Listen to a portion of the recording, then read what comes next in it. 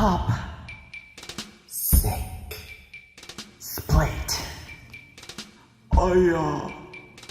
Quality. Everything.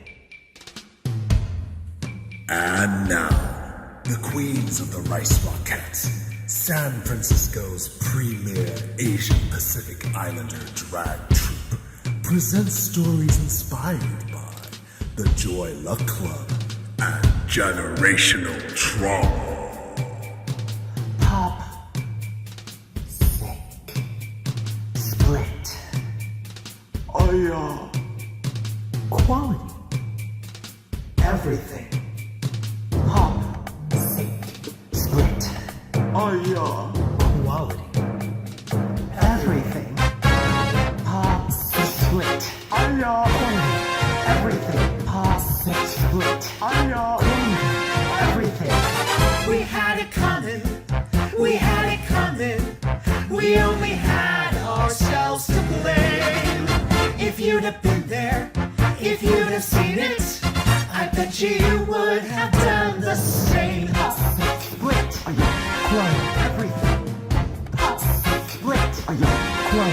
Everything. You know how Chinese mothers have these little habits that get you down? Like my mom, Auntie Lindo. She loves to criticize my life. Yet, why does she always use me to show off? So one day, I invited her over to the house. She not only criticized the fur coat that Rich gave to me with all his heart, she also played dumb to the fact that I was living with him. Oh no, I was not gonna let her get away with that again. So I popped open the drawers and showed her who her own daughter wanted to show off. What about this, and this? We had it coming, we had it coming. We only had ourselves to blame. If you'd have been there, if you'd have heard it, I bet you would have done the same.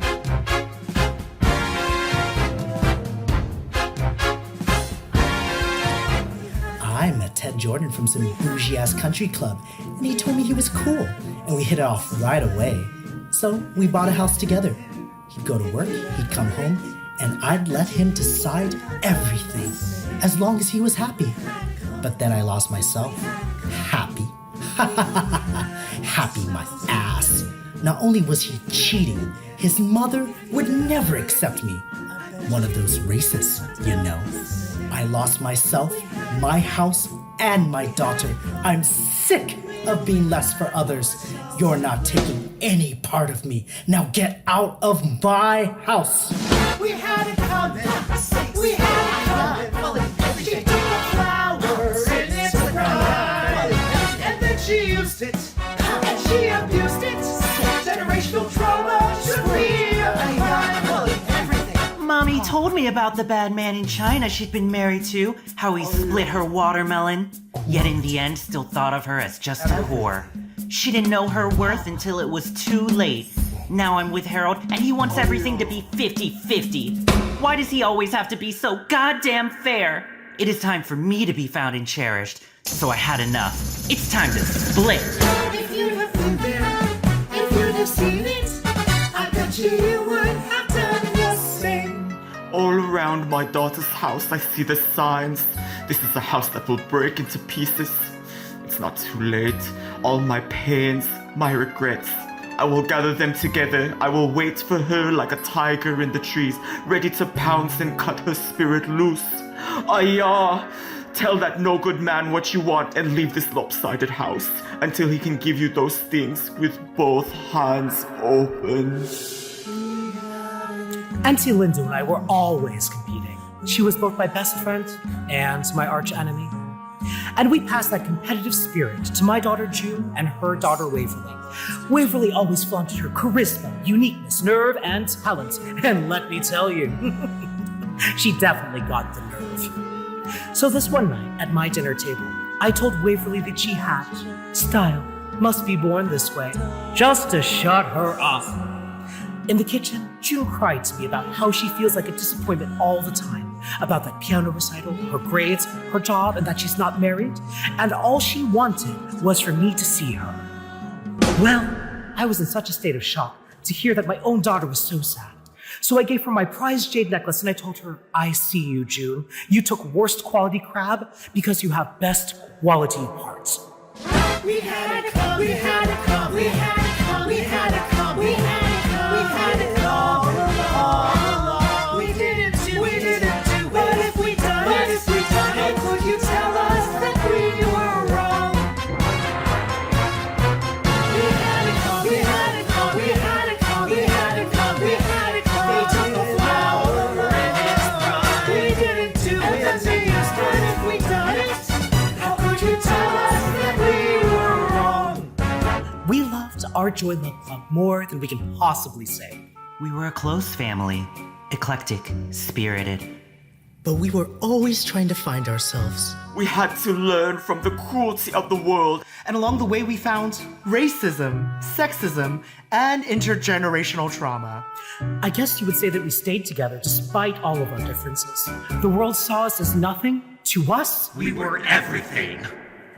Her mother's dead, dead, dead, dead, dead. Her mother's dead, dead, dead, dead. We had it come, we had it come, we had it come, we had it come, we had it come, we had it all along. 'Cause if they used us, and they abused, how could you tell us that we were wrong? We had it come, we had it come, we had it come, we had it come, we only had ourselves to blame. If you'd have lived there, if you'd have seen it, bet you would have done the same. So I popped open the drawers. Goddamn fair! Leave this lopsided quality house. To us, we were everything. Pop. Sick. Split. quality. Everything. Rice rockets.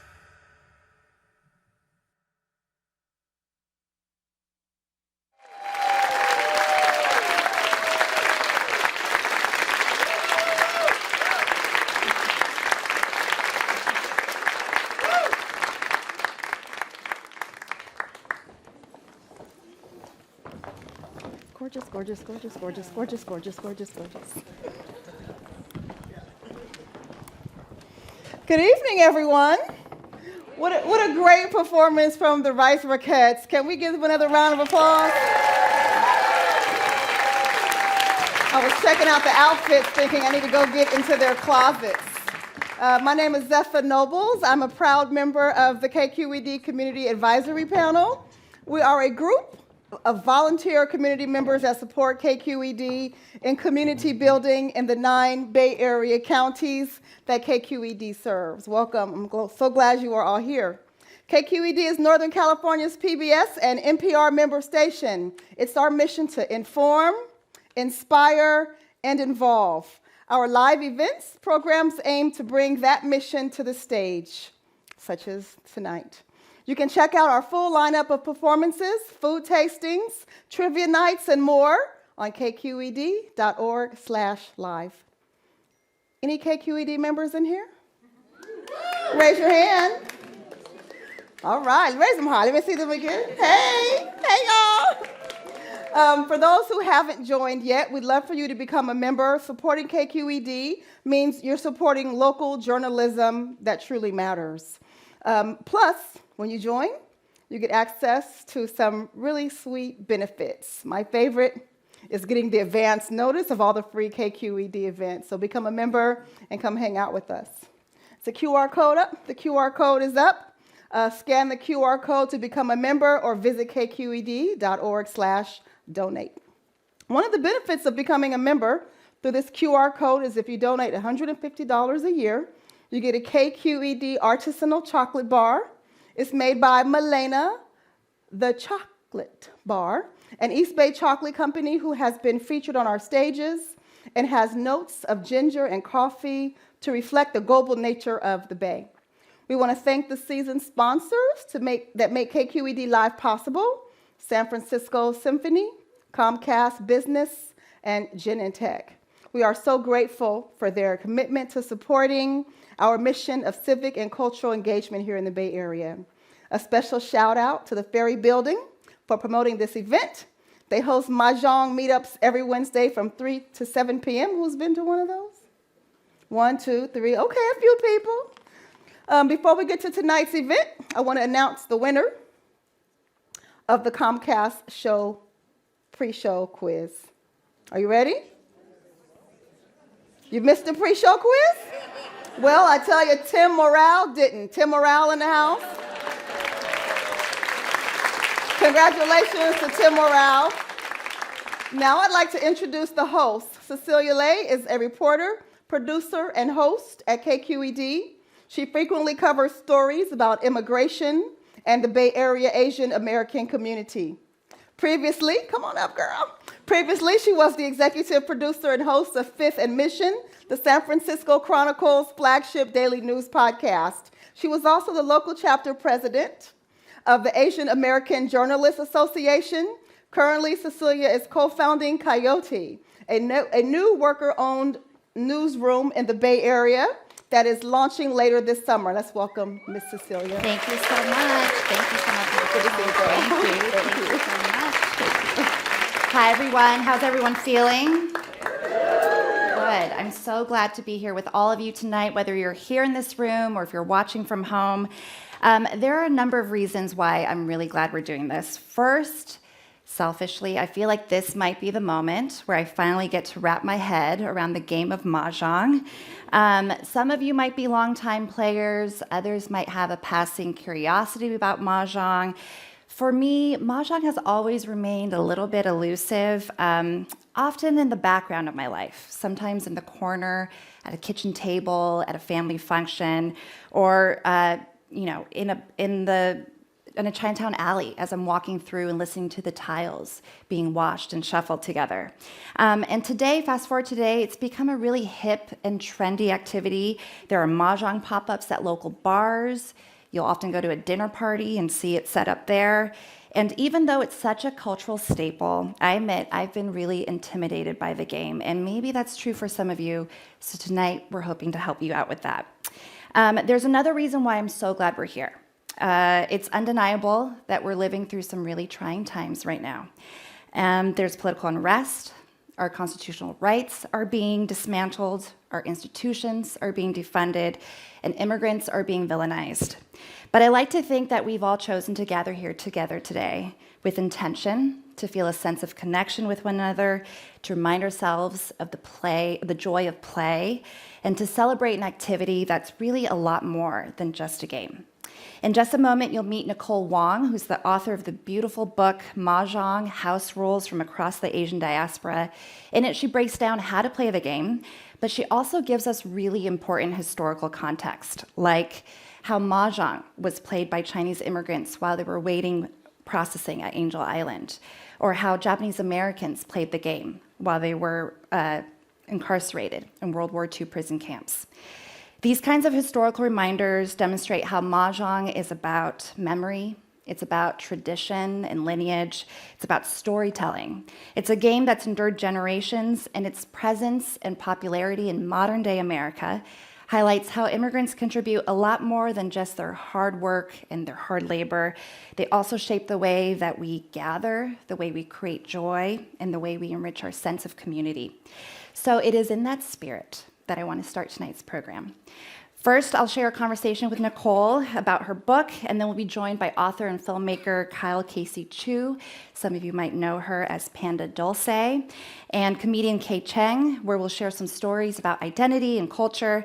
And then we'll get into the essential how-tos of how to play Mahjong. And later, outside in the Commons, there will be Mahjong tables set up with instructors to help you play. And then there'll also be delicious dumplings from Dumpling Time for you to enjoy. So how does that sound? Great. So now it's my pleasure to introduce Nicole Wong, author of Mahjong, House Rules from Across the Asian Diaspora. Nicole is a writer and producer based in Oakland. In 2019, she started working on the Mahjong Project, part instructional guide, part oral history project to document her family's house rules for playing the game. The Mahjong Project now hosts pop-up Mahjong nights around the Bay Area and collects stories and anecdotes about the game. Everyone, please welcome Nicole. Hi, everyone. I'm so excited to be here with you. I've been so excited about the book. Thank you. It's such a beautiful book. Thank you so much for that amazing introduction. Oh, of I was course. moved back there. Ah, so lovely. I know. I also intentionally wore this T-shirt Yes. for that message too. Yes, thank you. I see it. There's a lot to say about Mahjong, more than just the activity. But first, I want to talk about your motivation for writing it. Your book weaves in your family's history with Mahjong and your grandparents. You tell a lot about your grandparents who are really active players. And they passed that tradition on to their kids. But it wasn't until after college that you felt compelled to start really learning how to play. And then eventually, that interest and curiosity culminated into this book. So tell me, why did you want to write it? Yeah, I think around then, like when I graduated from college in 2009, I went to live with my grandparents for just a month, but it was the longest time that I'd ever spent with them, just me and them. And I think around that time was maybe where you were at, where I was aware of the game. I knew that it was a thing, but I had never really interacted with it that much. Mm-hmm. And when I was staying there with my grandparents, it was just what they did. And so it became this very special connection to, the game was introduced to me through them. And so I can't help but think of them when I play. And when I came back to California, where I'm from, I had told my parents, they taught me how to play Mahjong, and they were just really amused by that. They thought it was so funny because my parents hadn't played since they had immigrated to California in the 80s, and they went and dug up their own Mahjong set that was in the garage, the table and sets, and it kind of just got reintroduced back into our lives slowly. My grandparents and my aunts and uncles are not someone, I didn't see them very often because I grew up in California, they were all in New Zealand, and so I think Mahjong just lived in that space of stuff that I did when I saw my family. Mm-hmm. And it wasn't until maybe 5 or so years ago that started to come together, where I played Mahjong for the first time with a group of friends, a group of Asian American friends, and we all played by different rules, and we couldn't decide how to play. And I don't know, these experiences might be familiar for people who play. And I think for me, it found me at the right time, where I was really thinking about I kind of wanted a creative project to work on. And so this really stuck with me because personally, it felt really important to write down the rules and document how my family played, the scoring system that they had, all of the quirks and phrases that they have. So just for my own self to have that. Right. And then I kind of recognized that this could be something of interest to other people. Mm-hmm. And so I wanted to make it, a publicly available resource through a website, which kind of led to the book and other things. But it sounded like living with your grandparents really sort of was the initial jump start of your curiosity. And I remember in your book you said your grandparents' personalities sort of come to life when they play. Can you say more about that? Sure. How does Mahjong bring out more personality or maybe more pizzazz? Yeah. And again, that might be a familiar feeling for people who play, where for my grandparents, again, I think before that, I honestly didn't know them very well, right? Because I'd only see them every couple years. And so I think it's just a different type of time that you're spending with people when you're gathered around a Mahjong table. For me, I felt a little bit more equal to them, right? Because we were all playing together. I got to see a little picture into what they were like when they were younger, I think, because when you play Mahjong, you kind of fall into the personalities and those rhythms that you've done, and they played for decades and decades. So it just felt like they were paying attention to each other and to me and to the game in a way that felt a little bit special. Mm-hmm. And I think it just kind of got my wheels turning just about the game itself. And then, again, it wasn't until later that I realized that, this is something that I wanted to go deeper in. I was taken by this fear that when my grandparents have already passed away, I was taken by this fear that when my parents and my aunts and uncles are all gone, this will just be gone. Because Mahjong is something that is usually taught, in person through words and actions. And so it felt really important to have an actual document that could exist to represent that, which is a little bit of an anomaly because, again, Mahjong is easier to learn in person. And so it's quite difficult at first to write it all down and figure out a way to make that accessible. Right. But I'm really happy that I did. And I encourage other people to do the same. Yeah. I mean, it's about family, but it's also about culture. And you said this thing in your book that quote, "Mahjong has given me a reason to ask questions about my Chinese heritage that might never have materialized otherwise." And that's just so interesting to me. What were some of those questions, and why would only Mahjong bring out those questions? Yeah, and to be honest, I don't know if it's only Mahjong, but for me, that's kind of what it became. I don't know about you, but with my parents and aunts and uncles, you can kind of fall into some normal conversational tropes. How's it going? How's the weather? Like, what's up? Like, how's this work? person? How's work? Yeah. How's this? It can be kind of that top layer. And I think I had just little moments where I saw when I was playing Mahjong, all of a sudden my dad is telling a story about, his life in the 70s, like before he had kids, and things that they would do as like a young married couple before we were born. Or my mom would talk about memories of my grandmother and her getting introduced to the family way of playing, and how that was, just like those little anecdotes. And so because I have a background in writing and journalism, and that kind of just piqued my interest of like, this is interesting that this game has a way of just, people just want to spill out little stories about their lives. When you talk about it with other people, they share about who taught them how to play. It facilitates, or like it jumpstarts memories, and it facilitates storytelling. It's as so you're tactile. So it I think it brings back like literal memory, you really think that you are 8 years old again, listening to your grandmother play, or smelling the instant coffee that's brewing because other people are playing late at night. So I think it really is something tactile, memory-based, sensory in there. And then I think just specifically as I was researching the book as well, it was just a reason to call up my aunt and say, what do you know about Yaya's life? Like, what do you know? When did they immigrate from China to New Zealand? What was that like? What do we know? I ended up talking to a historian at a museum in New Zealand who sent me census records of my great-grandparents moving, to New Zealand. And so that was, I don't know, I never would have done that, I don't think. I guess like people kind of can get bitten by the ancestry bug a little bit and start going into that. Right. For me, it was like a cool Mahjong was like the first little entry bug. point. Or to have a reason to. I grew up here, so I did not learn much about Chinese history in my American education, and so having that personal connection just gave me a foothold into some of that I had just never really thought to look into or had reason to. So having it just kind of pulling those threads just unraveled more things. I shared with folks when I came out that I don't have a good grasp of the game and I'm very new to it. And you told me that's totally fine when we chatted before, because I was a little bit nervous about admitting that. If you can count from 1 to 9, you're good. Okay, I can do that. And if you can't, we can teach that. you too.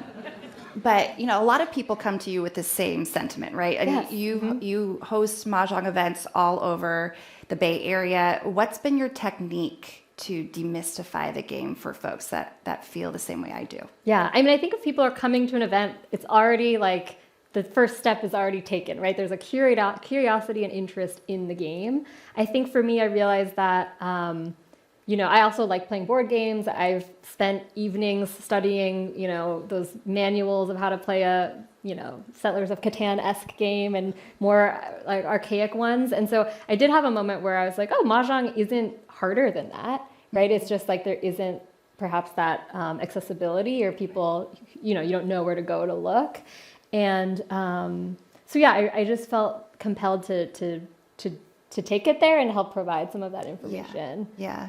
You also said in your book that I think when you first started playing, not being able to read the characters on the tiles kind of made you feel some level of shame. Oh, yeah. And I feel like that's a very common experience for Asian Americans, where we have to acknowledge we don't know how to read or write. But now you're this person who's helping preserve this tradition. I'm still like, that's a 4, right? But sometimes it's hard because we want to be the ones that help preserve our family histories and traditions. But like, are we the right ones to do it if we don't have the grasp on this? So how did you feel that agency? So deeply. Yeah. I think at the beginning when I was really just like, okay, how do I write it down? It was mostly about the rules and just how to do it and how to explain it in a way that makes sense to me, that was as clear as possible. And I think later, as I was doing research for the book, that's where I started to feel very like uncomfortable sometimes where I said, oh my gosh, I now have this book deal. I have to write it. I have to tell everyone how to do it. I can't read Chinese. I don't speak Chinese. But I think how I, came around to it is that I am also, I think because of that duality, growing up here in California, I'm writing the book in English. I am my audience, and I think there are other people like me who are in my same position. Right. And so just like centering on that idea that if this is a thing that I need, then maybe other people need it too. Yeah. And yeah, I'm constantly learning too. I think there's even little quirks and phrases that I'm learning in the Chinese language about Mahjong that I think oh my gosh, there's a really fun thing I learned. And if you are a new player and you're playing with experienced players, there's a phrase, and I don't know how to say it in Chinese, but it's like basically saying that you have to pay tuition because you're like giving up money to like the other more experienced players. Pay your dues. Yeah, pay your dues. Pay your dues. Exactly. And so, like things like that, which I've just learned almost like throughout these book events from people. And it's a really cool way to kind of just build on that knowledge. Yeah. But yeah, I think it is complicated to kind of feel like you are the person who can do this thing. But I was also like, are other people spending tens of hours like trying to figure out how to like write about Mahjong? No. So yeah, that gives me a leg up on some things. We're so grateful that you did the legwork for us. Yes. All that research. Yes. And in your book, you also chart the history of Mahjong, and you point out that, in the 1920s it was very trendy with Western elites. Yes. But at the same time, there was a lot of anti-immigrant attitudes. So, like, in other words, we really can't confuse the celebration of Mahjong as being synonymous with celebration of Asian culture or people. And now that we're in this resurgence of Mahjong, how do you think about where we are Strange now? how the echoes seem very relevant, right? Right. The same. Right. I think that it is, I think it's a game that can be enjoyed by everyone and there are so many different, ways to play that is representative of different cultures as well, which I think is beautiful to even think that there is something like this that exists. Like I think we look at dance or food cultures and other sorts of folk traditions, and Mahjong is kind of like that.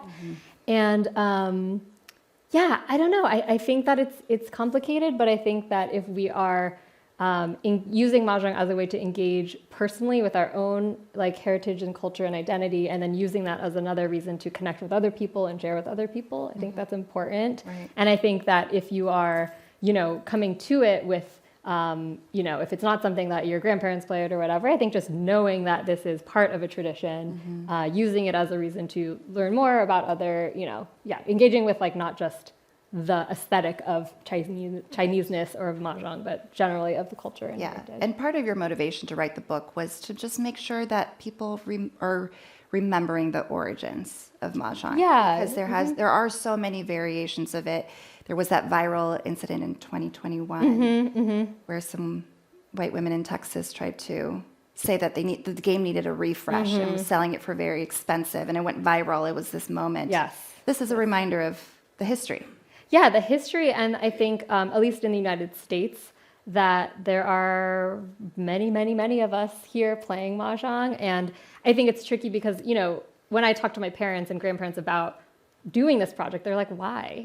Why bother? And I think a lot of us have maybe encountered that as well with maybe not Mahjong, but other things, feeling like these everyday traditions, cultures, things that we do are not that special. So why are we talking about it? Or why do we need to write a book about it? Or why do we need to, mark it in time? And so I think just having that visibility or, saying yes, this is the book specifically about house rules from across the Asian diaspora specifically can sit alongside all the other books about Mahjong that exist and other games and just take up a little space there on the shelf.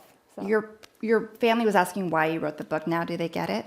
I think they get it. Yeah. I think they do. Yeah. I think that I think it's pretty cool to see their faces, that's, my hair in that photo in the 80s, whatever, stuff like that. Or I saw we had a family reunion back in April, and one of my aunts was like, oh, she was she was kind of talking trash to me. She was like, oh, well, you wrote the book, so you better win. And I was like, oh no, this is not what I wanted. You sort of set yourself up for that. I did. And I did not beat her, but she didn't have to explain any rules to me, which also felt like a victory. Oh, that is a victory. Yes. That's a win for sure. They explained it to, my cousin. Right. Well, I'd love for us to move to the next portion of our program where we'll introduce our two other guests and we'll sit at the Mahjong table because we specifically got a Mahjong table just so you could show us how to do this. So let's do that. And I'm so excited to introduce our next two guests who have some passing knowledge, I think, of Mahjong, but they'll also help us move through the rules of the game as well. I'm really, really excited to introduce Kyle Casey Chu. You might know her as Panda Dulce. She is an author, filmmaker, and a founding queen of Drag Story Hour, which is a program where storytellers use the art of drag to read books to kids in libraries, schools, and bookstores. Kyle is the director of the narrative short films After What Happened at the Library in Betty St. Clair. She is also the author of her debut middle grade book, The Queen Bees of Tybee County, which just got optioned to a UK TV show. Everyone, please welcome Kyle. Oh my God, good job. And next, I'm excited to introduce Kay Chang. Kay is a comedian and the producer of Crazy Funny Asians. Maybe you've heard of it. It's a popular weekly comedy show featuring some of the Bay Area's funniest Asian comics. Kay has performed at NBC Stand Up for Diversity, Electric Daisy Carnival, and San Francisco Sketch Fest.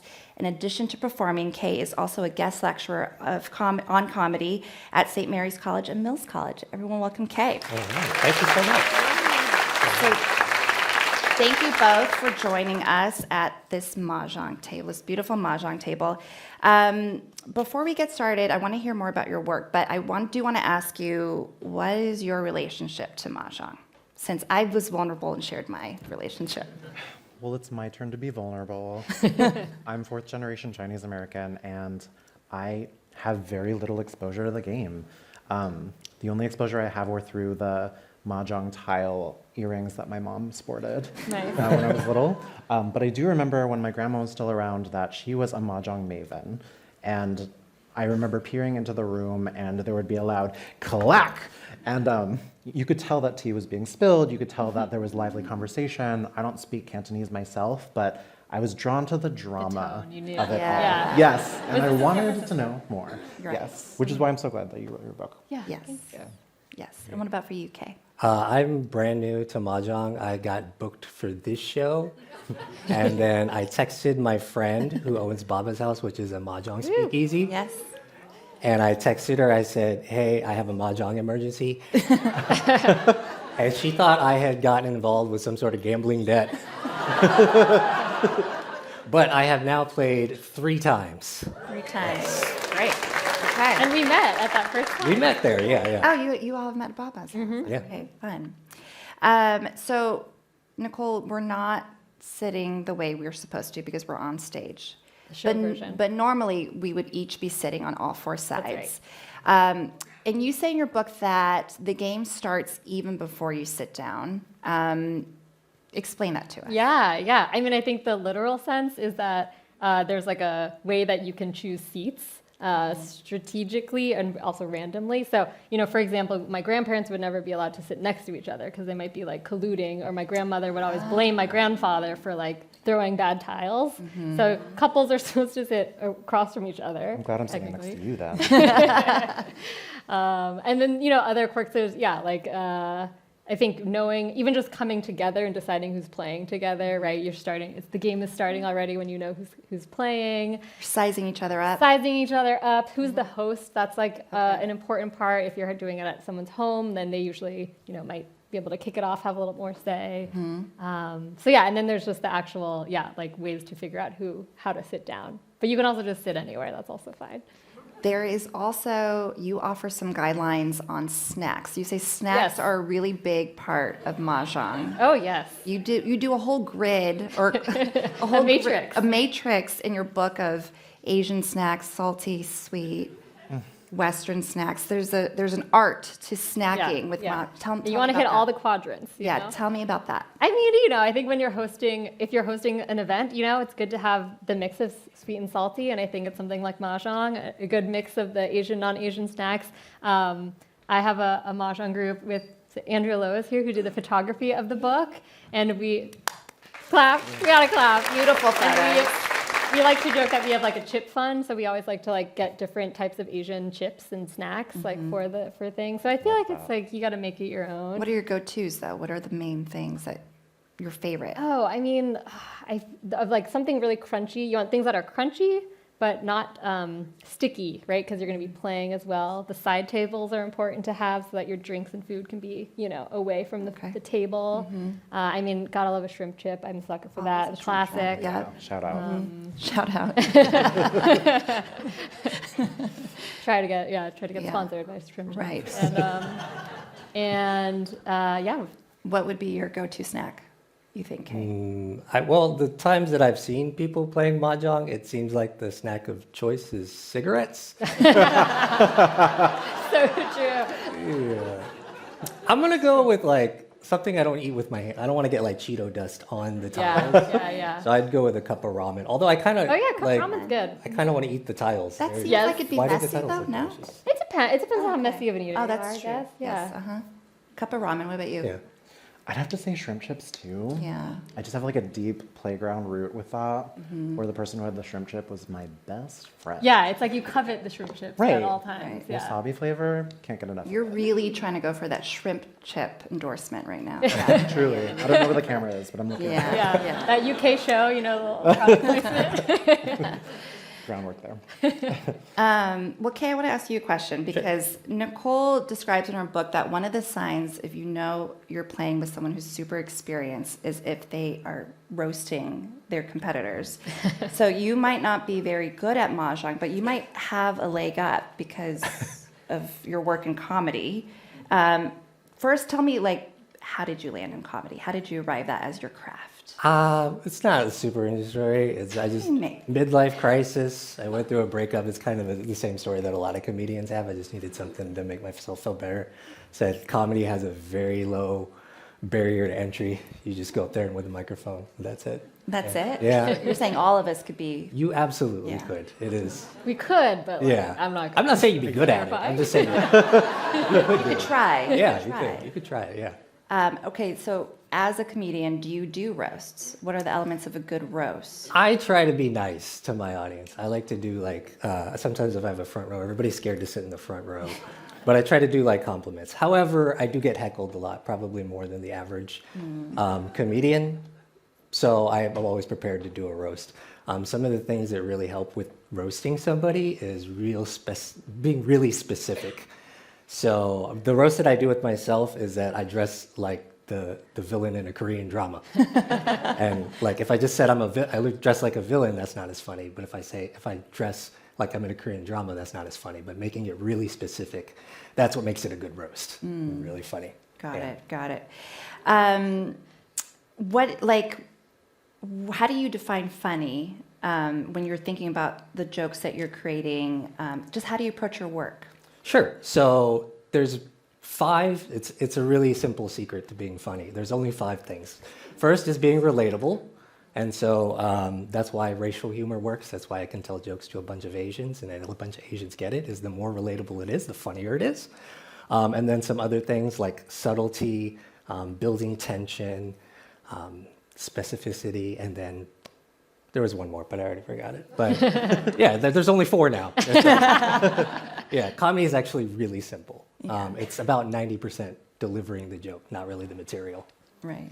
I mean, each of us at the table right now, we all have our own sort of crafts. That's how we sort of channel our sense of identity and culture. And I want to ask you, Kyle, you do a lot of things. You do drag performance, you write, you direct films, but talking specifically about drag performance, what led you to it, first of all? And then how do you think it's helped you connect more to your authentic self? Yeah. Well, I guess to answer the first question, I was always an exuberant and showy kid. I was what kids or adults would call too much all the time. I was running around with a face paint book, and I was making little plays with my cousins. I was doing it all. And my adult friends would always ask me, what do you want to be when you grow up? And they were expecting one answer. And I was always like, I want to be an ice skater, a detective, blah, blah, blah. And they were like, oh, that's funny, sure. You'll decide one day. And I never did. And so drag really allows you to access all these things. It It incorporates so many skill sets. You have to be an MC, a comedian, a model, a makeup artist, an okay makeup artist. And so that's ultimately what drew me to it. And in terms of finding my drag family, the Rice Rockettes, who you saw today, they really felt like a safe place for me to explore my femininity, in that, you know, in a lot of queer spaces, people of color aren't necessarily welcomed all the time, or they might be regarded differently. And with the Rice Rockettes, I felt like there was a shorthand to our experience that we could really connect on. We could all end the night at Lucky Chance's in Daly City and enjoy the same snacks. That's the best late nights. Best late nights. You know, Yeah. we could all gossip over our vanity mirrors as we prepare for a show. Yeah. And I wouldn't trade that for the world. Right. I mean, it's sort of that relatability factor that Kay was just talking about, right? I mean, performing with Rice Rockettes, has it allowed you to get in touch with your Asian American identity even more in some ways? Yes. You know, my drag mom reminds me of home, relentless criticism, shaming me for not pinning, Guilt. Shame. Yeah. for not pinning down my wig. No, but I think what I love about the Rice Rockettes is we have a really unique history. A lot of drag houses come from drag performers wanting to put on a show, and so they do it.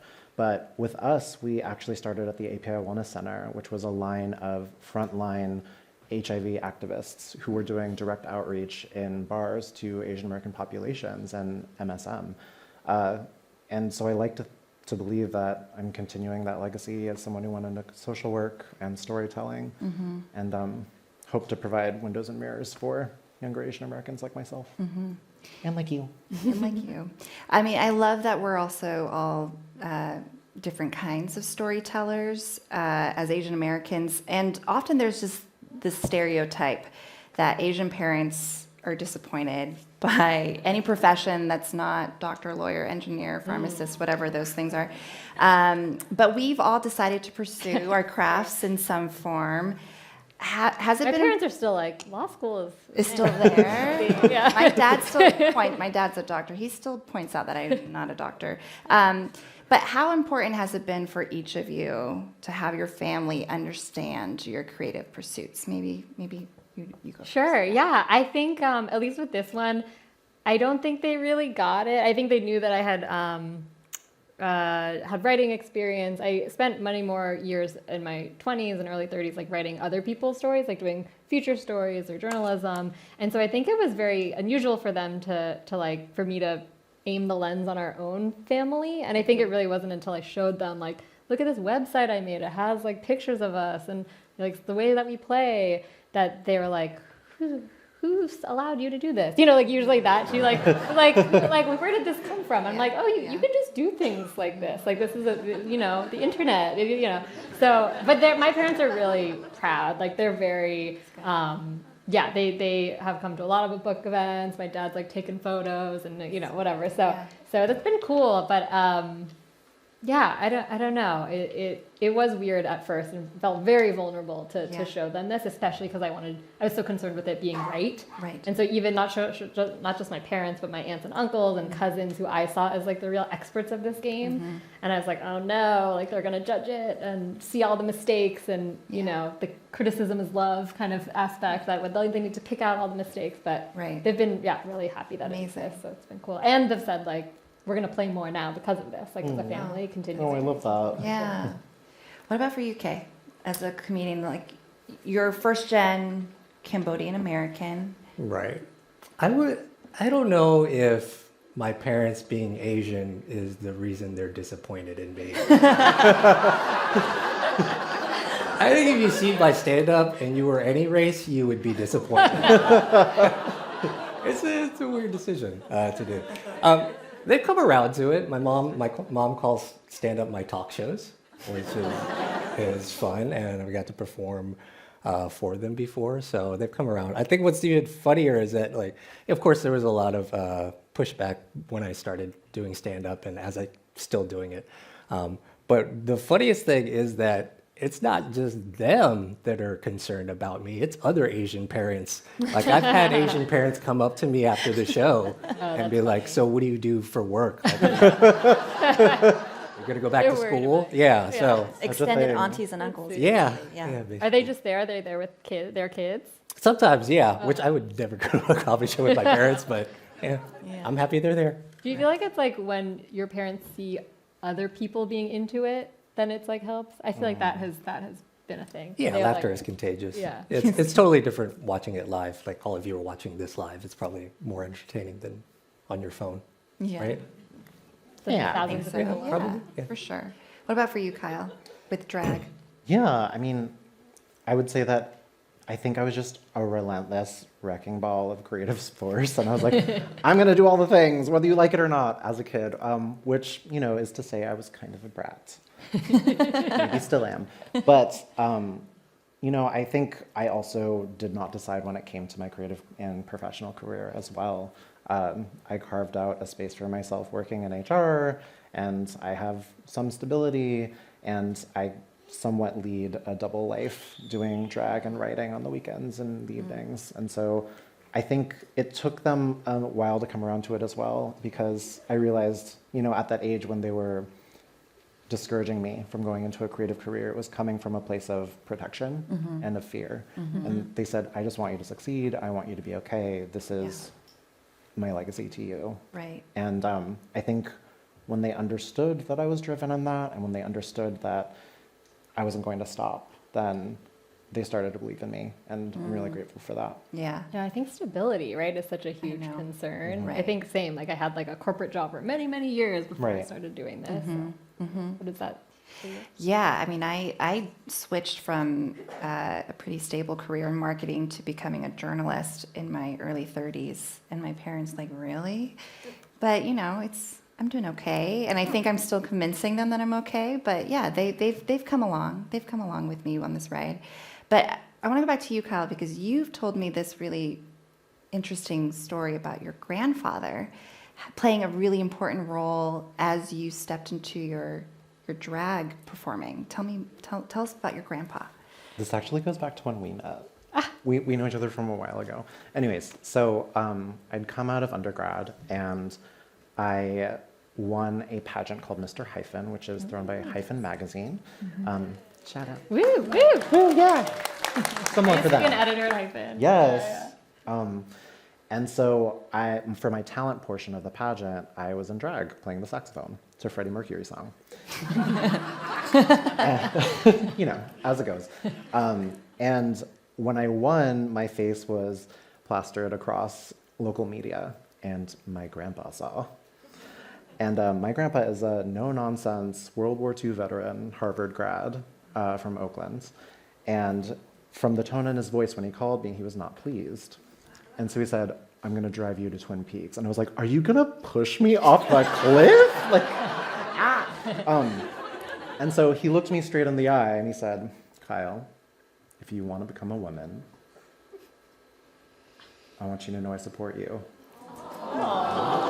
Yeah, and you know, it was like such an immense weight off of my shoulders. And I realized that up until that point, because of the books and the media and everything that I'd consumed about homophobic Asian elders, which, you know, might be true for some, but wasn't true for me, I anticipated the worst. And in reality, he wanted the best for me. He wanted me to be happy.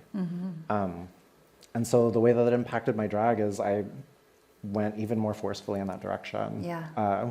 With the support of my family. Right. Yeah, because your grandfather, and specifically, which might seem like a figure that was even harder to get approval from, but once he gave you that approval, it was like, let's go. Yeah, Yeah. exactly. And it became, you know, a galvanizing force, creative force for me as I was writing the novel. There's a lot of intergenerational acceptance and support, which is so crucial at a formative time like middle grade. Right. And so, yeah, I made sure to infuse that into the story. Yeah.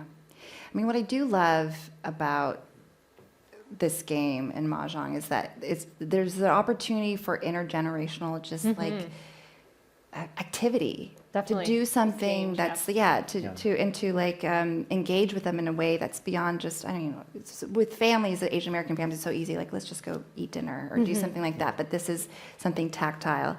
Yeah, and if you've played with elder people, like they come alive. I don't know, like it really like it engages the brain in a different way, and then young people also can learn. Like my 8-year-old niece has learned how to play, and I don't know, it's really Right. I don't know. Yeah. There aren't many other activities like that, I guess. Right, right. But I also wonder for you, Nicole, for your book, you had to interview your family. And how did you, like, so many of us probably want to have these kinds of conversations with our parents or grandparents that sometimes feel kind of hard to start. Do you have tips for us? I mean, logistical challenges for real. Yeah. Definitely. As I said, a lot of my relatives live in New Zealand. So it's honestly just like WhatsApping them or like finding a good time to just like give them a heads up. Hey, I want to talk to you about this thing. Like, let's plan to talk for an hour, kind of like preparing them. It's not something you want to just like spring on someone. And so specifically when I was trying to get more in-depth information, I really tried to take it slow with them. And it's just all about just being a good listener, I think. You know, we've probably talked for way longer than, you know, you just have to let people come to you in their own time as they're talking about that. And I think with something like Mahjong or, you know, again, like calling someone up for a food recipe or calling someone up for things that are easier to talk about for someone, right? So start engaging them to just get them talking about a thing that they feel comfortable with and that they know, and then kind of going from there, right? And then using you can go that deeper. as a jumping off point. And again, right, I have experience interviewing people. So if they say, oh yeah, we used to do this in whatever, just continuing to be like, oh, tell me more about that. What do you mean you stayed up all night and would like drive around looking for people to play Mahjong with? Who were you playing with? Like, who are they? Like, where were your kids at the time? You know, like, so just like following that natural curiosity. I think it's like oftentimes we maybe assume that they don't want to talk, but I think once you give just a bit of entry point, a lot of folks actually our elders do want to talk to us for sure. I love the idea of Mahjong as an intergenerational connector that breaks the ice. Totally, yeah, it really is. It can be, definitely. Right. Another concept that I really enjoyed in your book, Nicole, is that you say that when you learn to play from Mahjong from someone, you're being introduced not only to that person's house rules, but also their whole lineage of teachers. And so I want to ask all of you, maybe I'll start with you, Kay, if you saw your craft, comedy, as a continuation of some sort of lineage, maybe not family, but community or any sort of identities you embody, what might they be? What kind of tradition do you think you're continuing? I mean, comedy, first off, I'll say I don't try to take comedy too seriously. The objective is to get people to laugh. But there are comedians that would say things like, you know, comedy is not about lineage, it's not about heritage, it's about speaking truth to power. And there's nothing more powerful than tradition, culture, lineage, besides money. Speaking of which, donate to KQED. So no, Nicely done, by the way. thank That was you. nice, We're doing a lot of plugs on this show. Lucky chances. Shrimp chips. Mama's house. So no, Oh, yes. That was small detail, yes. Oh, and the book. In your book, of course. Yes. So no, comedy is not about carrying on lineages or traditions or anything. It's really about a sharp, open criticism of those things and like being honest about sometimes the toxic, the unhealthy, the dangerous parts of our culture. Yeah. Like what? Oh, you really want to know? I don't know if it's NPR appropriate. Okay. Well, I mean. Okay. I mean, I don't like the way that Asians treat exotic animals. Like shark fin soup is gross. You just cut out the shark fin. Yeah. Or like you go to an old Asian person's house and it's covered in ivory statues. And I'm like, we need to talk about the elephant in the room. The literal elephant. Yeah. So Okay. that's one thing, but there's a lot. There's a lot. You can bring that up at the Mahjong table to really psych them out. Are these made of ivory? I don't know. No, not these ones. These plastic? Yeah. Okay. But comedy provides this entry point to be self-critical of our own community. Yeah, absolutely. Self-critical of ourselves, of our community, of our authorities, that sort of stuff. Yeah. What about for you, Kyle? Do you think you're continuing any sort of lineage through what you do? I mean, you do a variety of things, but... I think so. I mentioned the Rice Rockettes coming from case managers and HIV/AIDS frontline activists. And also using drag as an activist tool, like we are descended from Tita Aida, who was a legendary trans Filipina activist in San Francisco, and then Estee Longa, who was performing at In Touch, and all of these queer Asian American spaces. And I'm really glad that we can continue that today. Great. What about for you? Yeah, I mean, I think of it much more specifically like with my family, like being able to have done this project where actually knowing that there was a book involved that just has very specific details about like my family and the way that we play. How cool, right? I don't know, as a kid, I did not dream that that would be a thing that I would get to do. And so that feels like really real and tangible. But then now, as I've been doing these book events, getting to hear from other people who say like, wow, I encountered what you're doing, and like it's really inspiring me to do the same thing with my family and write down rules and talk to my parents and elders about their stories. And so I don't know, I hope that that is kind of this legacy that I'm joining and helping to support, that is just like this broader sense of, again, like taking up that space or that recording. I think like here in the US, in the Western world, like that documentation matters, right? And putting those words into reality feeds the algorithm, right? Like it is truth, and it, like, I don't know, creates these like truths that might not be documented before. So I don't know, I get excited about that idea that with Mahjong, like we are actually seeing more images of like Asian people playing Mahjong in newspapers and in media coverage and events like this, right? Getting more Asian people on stage. There's getting journalists covering Mahjong and the industry, right? So there is this ripple effect of that feels significant in this little way. Yeah. These tiles are staring at me, and I want to touch them. So yeah, I have been doing that. Yes, let's. I'd love for you to walk us through a demo. Yeah, we'll do a little quick explainer. Do a quick explainer. Here in the room here, who are we? First time Mahjong players. Can we get a show of hands? Oh wow, amazing. Okay, and then who's like Mahjong players who plays at least once a week or once a month? Ooh, okay, yeah. Once a week to once a month, so pretty regularly. And then there's always the group in the middle that's like, I played once when I was younger and I can't remember at all how to play. Where are you guys? Yeah, I see you guys, yeah. Okay, so these are Mahjong tiles here. Let's flip them all upside down here and get that wall. Also, these are gorgeous. Yes, this sparkly set here. So these are Mahjong tiles. What I have here in this case is a pre-prepared example. Is this thing on? Yeah. You call this our Antiques Roadshow lens. Yes, the Antiques Roadshow lens. As you come here, let's zoom in. I know, we're all regretting that we didn't get our nails done. I know. But hand models here. Extend. You have to bend the fingers, is what I learned from the book. Yeah. I was asking everybody for lotion backstage. It's true that happened. I know. Did you get some? I did. That's community Clinique. right there. Looking out for each other. So, okay, so what we have here, so I'm going to just start kind of like a real basic explainer. We're not going to play a full hand right now. That's what later on is for. But just to give you an overview for people who have never touched a Mahjong tile before or seen them. So really, if you imagine Mahjong tiles like a deck of cards, that's the first step. Instead of there being 4 suits, instead of hearts, clubs, diamonds, spades, there's 3 suits. There's the character suit here. There is the bamboo suit, the circles, and then the winds and dragons. And so I guess I should also caveat that I'm going to be walking through Chinese-style Mahjong. You could maybe know specifically like Hong Kong simplified style for those that know all the variations. But how many variations are there? There's like so many. There's like I think like over 50. Wow. And in my book, I highlight some kind of like most popular within the Asian diaspora.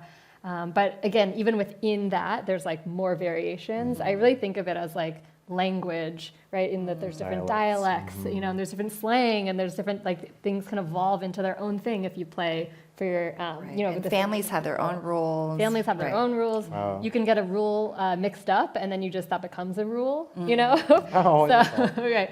So like what direction you play in, things like that. So, but this is like a really like what we learned today will get you there as a good starter, and then you can go from there.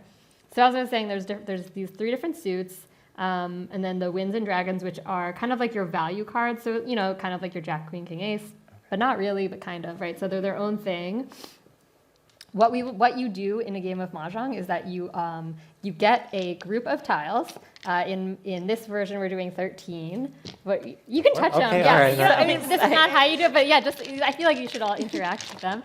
And the object is to combine your random assortment of tiles into matching sets and runs of tiles. So a set is 3 of a kind. It's like a hand. Yep. Is it like Yeah. gin rummy? It's exact. Yeah, it's so similar to gin Okay. rummy or rummy cube, things like that. And there's a reason for that. Like they all kind of share an ancestor of games. Mahjong is actually not as old as some would lead you to believe. It's not like an ancient game. It was not played by Confucius. Like that, surprise, surprise, was like part of the marketing in the 1920s of the game as being this like ancient game from the Oriental. Oh, like right? exotic. Yeah. And so that has kind of persisted. And again, like I'd say in the past couple of years, if you Google like history of Mahjong, it really has improved like that knowledge because there's just more people writing what is actually the truth. In the research for the book, I like went to the library and checked out books, all the books I could, and even that there was just things that like were wrong. So it really kind of evolved in the mid to late 1800s. And then was brought to the U.S. and the Western world around, the early 1900s. Anyway, so you're going to get a collection of 13 tiles, and the goal is to connect them into sets and runs. There are 4 of every tile, so that's an important thing to remember. Okay. A set is 3 of the exact same tile. A run is like 2, 3, 4 of the same suit, or like 5, 6, 7. Things to call out: the 1 of bamboo is a bird. It's a bird tile. That always confuses people. It's also the ring that I have here. It has a bird tile on it. Okay. It's my favorite tile. And then the winds are east, south, west, north. You cannot get one of each of that. That's not a thing in Chinese Mahjong. You have to get like 3 of them. And same with the dragons: red dragon, white dragon, green dragon. So this isn't a wild card? It's not. No. It kind of looks like that. I understand that. And there are other forms of Mahjong that have like joker tiles. Yeah. Right. Is there a story on how this is a dragon? Like how, why? It actually, I think in old sets, it was actually just, there was nothing.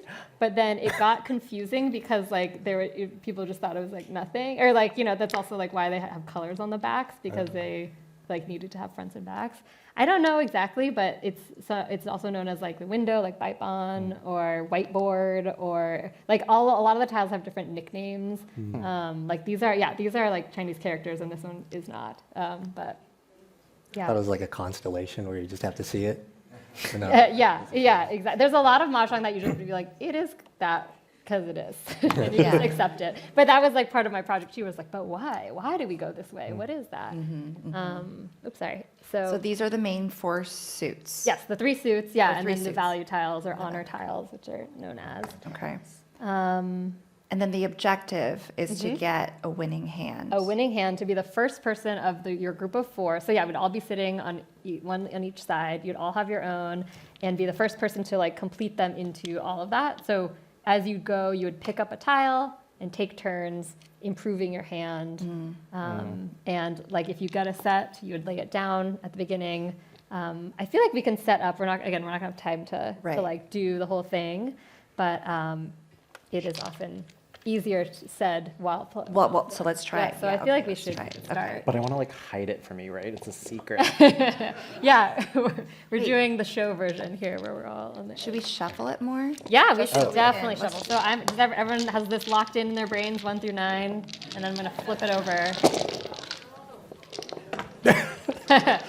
Somebody is concerned. What you do with the tiles? Okay, so we're getting this on mic here, the sound of the washing of the like tiles. Asian ASMR. Asian ASMR. There are YouTube videos of just tiles. Oh yeah, shuffle. People with like their long nails, like running alongside. Say no more. How do you know when they're done washed? Right. Like, how do you know this is like now we're ready to play? Well, when do you know your hands are finished washing your hands? Like you just like do it until it feels right, Sing, you sing the song? Yeah, you sing the Staying Happy Alive. Birthday. You still sing that? Yeah. Staying Alive. It's Happy Birthday. Oh, it's Happy Birthday. Oh yeah, that is the rule. It's CPR. Oh. Yeah. Right. I hope I don't have to do CPR on any of you. But yeah, usually like a good, I don't know, 30 seconds, we'll say. Okay. Wait, it doesn't feel right yet. Yeah, you gotta do it. You have to make sure, a little like extra shake. Sometimes you do this to like psych someone out, you know, like. I mean, is there a part of this where there's a little bit of psyching out people as you're shuffling? Is there some intimidation There tactic could that you be, can yeah, if that's employ what while you're brings to shuffling? it. There's also maybe some etiquette, right? You don't want to like take too long. You want to stack your tiles quickly. You can tell also when people have played a lot because their hands move with authority too, like the way that they stack. Not what I was doing. Yeah. No, but yeah, you can pick up that sense. Okay. Well, I just don't want to be the first person to start drawing by hand. Okay. Do we feel good? We feel good about them being. Can we do it? Some people, that's actually true. Sometimes someone just starts stacking them up and then that's done. And then it starts. Yeah. Okay. So I think we have everything in here. So it's going to be 18 tiles double stacked. 18. So 2 rows of 18 in a row. And there's no wrong way to do it. You can do all one row. You can stack them up, twice. Sorry, 2 at a time like this. And then I'll move my wall over there. 4, 6, 8, 10. So pretty. Wait, 18 18 across. across. Okay. Yeah. And I'll put mine here. 10, 12, 14. So I Okay. can tell people are excited here to know. watch us stack. Am I doing it wrong? Wait, 18 is very long. Why is my 18 so long? This is 18. Yeah, that's Oh, that's right. Oh, Yeah. you're just breaking yours up. I'm for just this doing thing. that, Okay, yeah. all right. I think I have 36. Is that twice as 9. many as I need? No, that's right. Oh, okay. Yeah. Okay. 3, 6, 9. Oh, you're doing it. I remember this. You make the little hashtag. Okay. Like that. Yes, the little hashtag. Yeah, Yeah. that's right. Okay, so there's different techniques but eventually you want to land where Kyle is. Yes. And if I was on that side of the table, I'd be over there. Okay. There. And Okay, what do you? but So a Kay- real pro move would be to try to do all of them at Do once. it. I didn't know. Yeah. Don't make it. You Show us got how it's done, it. You got Kay. it. Don't put the pressure on me. So one row on top of the other. Okay, hold on. Who wants to? I'm put not one doing row- heart surgery, okay? All right. This is too much got it. pressure. Okay. you set yourself up. You set yourself up. I know. You know what? Can I just do it one You got it. You got it. You got it. Pressure. Apply pressure. Okay. on either- They're applying pressure to me. Right? You are the tile being squeezed. You are the tile. You got it. You got it.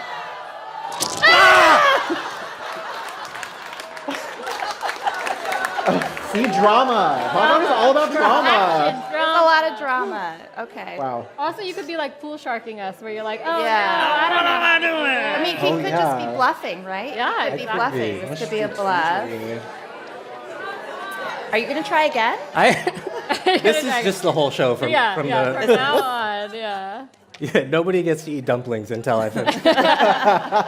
These two as well. Do I have 18? Okay, how many tries do we want to give him? One. One more. They said, oh, you I want one said more? None. Am I? Right here. Make a little space. Yeah, yeah, Make a okay, little okay. space. Yeah, you got this. Yeah, Easy. It's physics. What's the Just right way? It's physics. Yeah, yeah. Physics. Just, no. Yeah, listen to the pros. Huh? Like, Everyone's You got it, gesturing you from the got audience it. like, Everyone's like, what you got it. You got it. Are you y'all got it. voguing? Just close your What? eyes. Okay. No. just calling upon the ancestors. Take a for deep this. breath. Yeah, Take call a it- deep breath. You got it. Oh. Come on. Can you do it? Ah. Yay! Good. That's a good job. That's good. So good. Okay, now you have to push it forward. Okay. There we go. all right. Yay! There we go.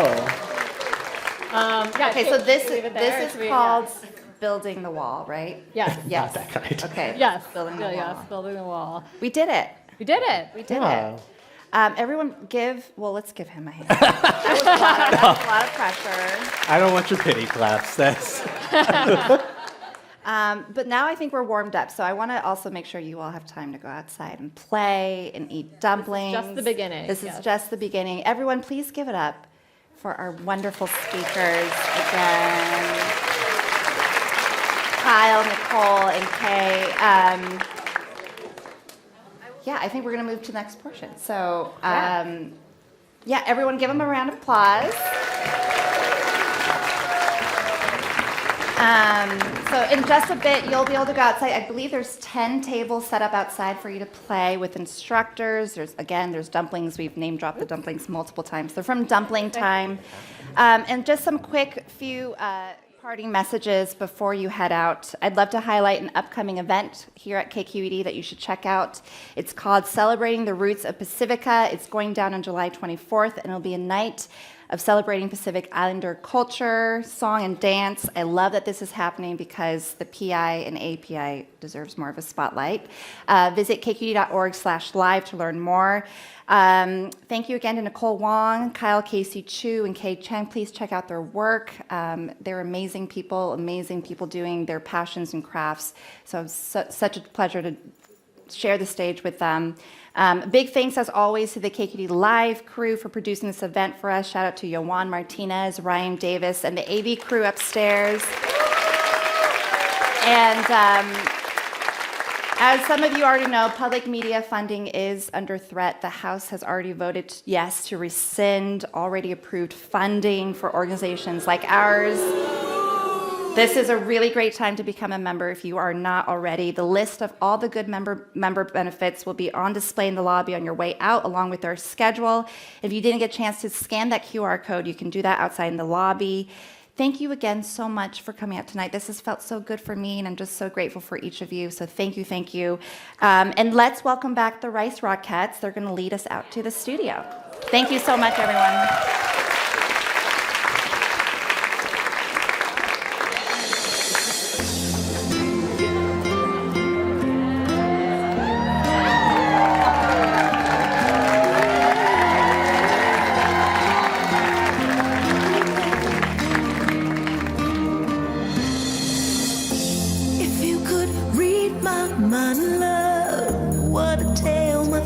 Would tell, just like an